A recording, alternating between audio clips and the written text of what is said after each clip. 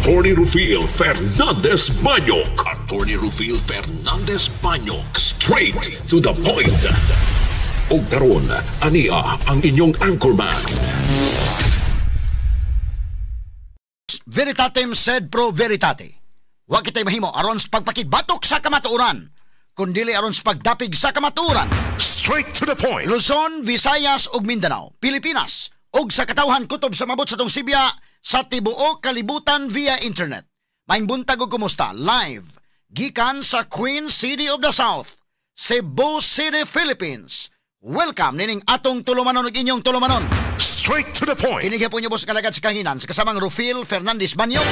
Maoy padayong makiguban kaninyo nining laing adlaw sa atong pagpakigbisok. Adlaw karon mahigala nga Miyerkules, pitsa 22 na. Buwan sa Oktubre tuig 2025. Straight to the point. Sa gihapon hatagan tagpagtagad ang mga isyos nga may labot ang lungsod. Nagbagang mga expose, nagunang mga reports. Dinhi lamang gihapon mga higala sa atong paguban-uban nining atong tulumanon ug inyong tulumanon. Straight to the point. Naguna sa atong mga isgutanan karong butaga mga kaigsunan, mga ahensya sa gobyerno o pribadong sektor nagtirabangay alang sa recovery efforts o pagbango na sa mga komunidad o negosyo dito sa Northern Cebu nga naigo sa linog. Straight to the point. Sa pikas bahin, ombudsman ni basura sa kasong kriminal. Batok ni kanhi Gobernador Gwen Garcia, may kalabutan sa desilting project sa Mananga River sa Dakbayan sa Talisay. Taliwa ni sa sinati nga El Nino phenomenon. Ambot lang kang administratiba nga kaso ani mga sukit paminaw.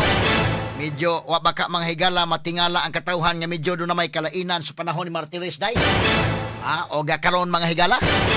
Nya sa pikas bahin kung dunay na dismiss nga kaso, doon na say namatud-an nga guilty sa kasong oppression o grave abuse of authority na si kanhi Cebu City Mayor Mike Rama.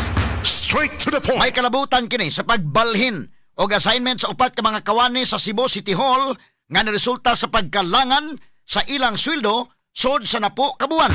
Straight to the point. Unang usa ka gatos kaadlaw ni Cebu City Mayor Nestor Archival pagdumala sa Cebu City Hall, pagdumala sa syudad sa Sugbo, gisaway ni Konsyal Pastor John Alcover. Straight to the point. Gihulagway kini ni Alcover nga nitutok sa mga plano kaysa mga kalampusan. Straight to the point. Katanig pagtagad sab karon nga buntaga mga higala sa manuban usab nining atong tulumanon ug inyong tulumanon. Straight to the point. Samtang sa pikas bahin ato sa ipadayon mahigala ning isyu labot ining pinamungahan. Kay gawas mahigala ining CR nga comfort room nga 1 million kapin ang kantidad. 1.1 million kapin ang kantidad. Niya naman pod mga higalay pag-atop mga higala sa tennis court nga ni kantidad og dulan sa 10 milyones pesos. Ang pag-atop lang mga higala. Straight to the point. Ako sa ning tagaag pagtagad rong buntaga mga kaigsunan kay ni anamang gud ni nanggawas naman ni sa social media. Unya kitas DYHP lisod man sa kay maulahi ta ining nanggawas sa social media indeken. No, na naman gyud nanggawas naman social media. Wa man tay kasayuran ini may galay kay kalayo ining pinamungahan mga sukit tigpaminaw. Unya ni naman nanggawas naman social media unya tan-aw na to legitimate man ang issue. Di natural maalkansi po tayo diniskasay sa DYHP o dili ta mahigala mo investigar sa ani. Mao nga ato sa nitagad pagtagad mga suking tigpaminaw. Straight to the So point. good morning diha sa mga tagay pinamungahan. Good morning diha mahigala ni Mayor Glenn Baricuatro. Ang igagaw usab mahigala ni Governor Pam Baricuatro. Straight to the point. Diin manag-agaw ni sila mahigala pero dili man nagkauban sa politika. Kaya kini si Glenn Baricuatro to aman mahigala ni dapig ni kanhi Gobernador Gwen Garcia sa diyang pagdagan mahigala ni Pam Baricuatro. O siguro hinungdan sab ni karon nga gawas nga duna ni mga issues mga kagilaan pagkahibaw sa ni Governor Pam labot ani mong mga issues iya sad mahigala nga giadto kining maong mga proyekto particularly mahigala kining comfort room nga tag 1 million pesos. Straight to the point. Atong tagag-pagtagad sab karon nga buntaga sa atong buwan-uban mahigala nining atong tulumanon ug inyong tulumanon. Straight to the point. Samtang sa kauluhan ug ubang bahin sa nasod Sandigan Bayan ni pasalig nga mohimo og marathon hearings sa mga kaso may kalabutan sa flood control projects. Tuyo nini nga makapagawas og desisyon sod sa 8 ngadtos na po kabuan sa maong mga kaso. Straight to the Og point. sa pikas bahin ang Senate President nga si Vicente Soto III 100% na nakasiguro nga mobalik paghupot sa Senate Blue Ribbon Committee si Senador Ping Lacson. Straight to the point. Ato tanawon ang pagbalik mahigalang Ping Lacson, ha? May resign naman ni mahigala pero karon mo balik pagka Senate Blue Ribbon Committee Chairman. Unsa may nakaparesign gyud ni Ping Lacson sa pagka-chairman sa Senate Blue Ribbon Committee. Unsa may nakapabalik gyud niya. Ato ning tagag pagtagad ha kay kung atong evaluate mga higala, ang unang chairman karon sa 20th Congress sa Senate Blue Ribbon Committee si Rodante Marcolita, nakapakita na tato, nakaarangkada na ang iyang investigation. Nakabuylo na mga kaigsunan. In fact, ang name that cannot be mentioned na-mention na during the time mahigala ni Senador Rodante Marcolita. Unya ang direksyon mahigalang Marcolita, diri-diretso na mga sukit tig paminaw. Pero delikado lagi og kinsa mga ligsan. Delikado mga sukit tig paminaw. Muna nga pag-change of leadership na, si Tito Soto na maoy Senate President, gipulihan po mahigala sa Marcolita ni Senator Ping Lacson, hatag-tag benefits of the doubt. Kay sa atong pagkailang Ping Lacson, medyo okay naman sa Ping Lacson. So sa pagka-chairman sa Senate Blue Ribbon Committee, tuod man, okay man ang dagan, no? Pero kadugayan nakabantay tamo rin nilikoy naman mga higalag sugod. Lahi naman og direksyon mga kaigalaan sa iyang investigasyon. Straight to the point. Ato ning pagtagad karon kay kinini ang nanggiaway na ning mga senador, medyo ang nangahitabo mahigala medyo do na may kakulian dito sa Senate. Okay ra na kung imbestigahon mahigala kinsay angay maligsan.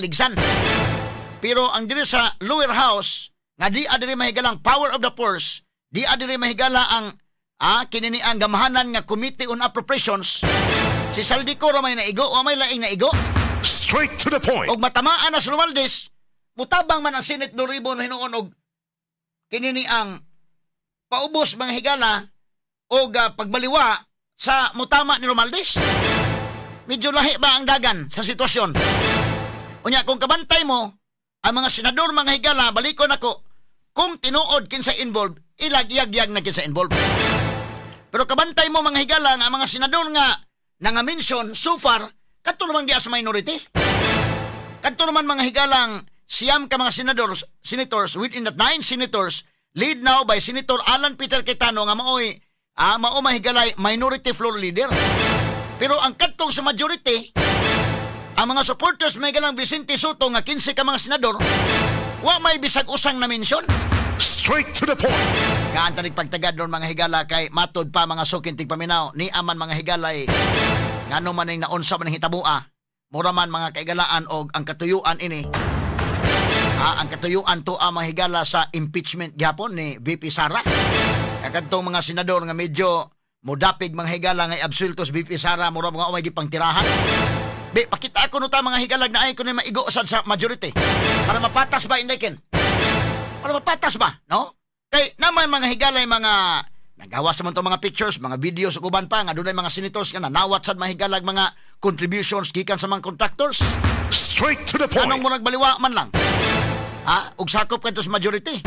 Ano nga man ni mga mention ning ubang mga senador nga naa sa majority? Nganong ang na-mention hindi ara man sa minority? Ato ning klarohon mga sukintig paminaw ha.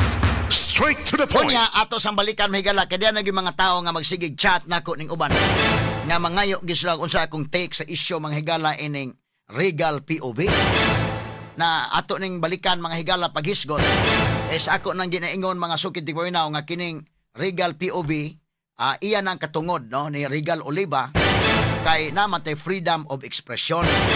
Pero sa pikas bahin kini mga diehard supporters mahigala ni kanhi Presidente Rodrigo Duterte, di sad nimo mabasol mga kailaan nga masuko sang Regal. Naman po sa mga basihanan nga medyo imo mingi patamaan da. Straight to the point. Unya dili naman maoning Regal nga among nailhan kaniadto. Markana ba no mo na nga na kuratsad ang katong mga supporters mahigala kanhi Presidente Rodrigo Duterte. Suwa sa kamanage sa ning expectation, shocking ba? Lahi maguto katong kontra na gidaan ito. Ito na gidaan sige nagig panaway kanadto pa baka bana-bana naman sa kalculate naman sila nga medyo okay ra. So na forecast na nimo nga kining tawhana ni komentaryo ani niya sa iyang opinion kontra gyud ni Duterte. So ma-forecast nimo pero si Regal may kalamor maglinog ba kalit lang. Kanang linog nga katalagman di ma-forecast.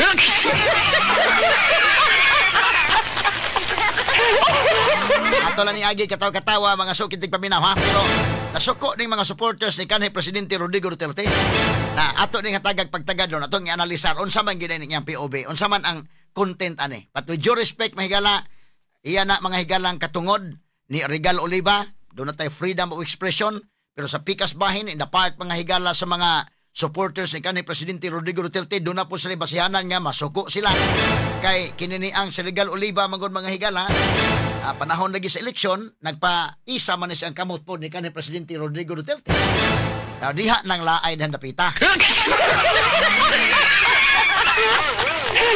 So, kini nga to isgutan mga kaigalan. Kini uban pang mga isgutanan niyo mabati exclusive over DYHP RMN Cebu. 612 sa dial sa inyong mga radyo sa 93.9 IFM. Sa serbisyo publiko, maaasahan mo mga balita'y detalyado.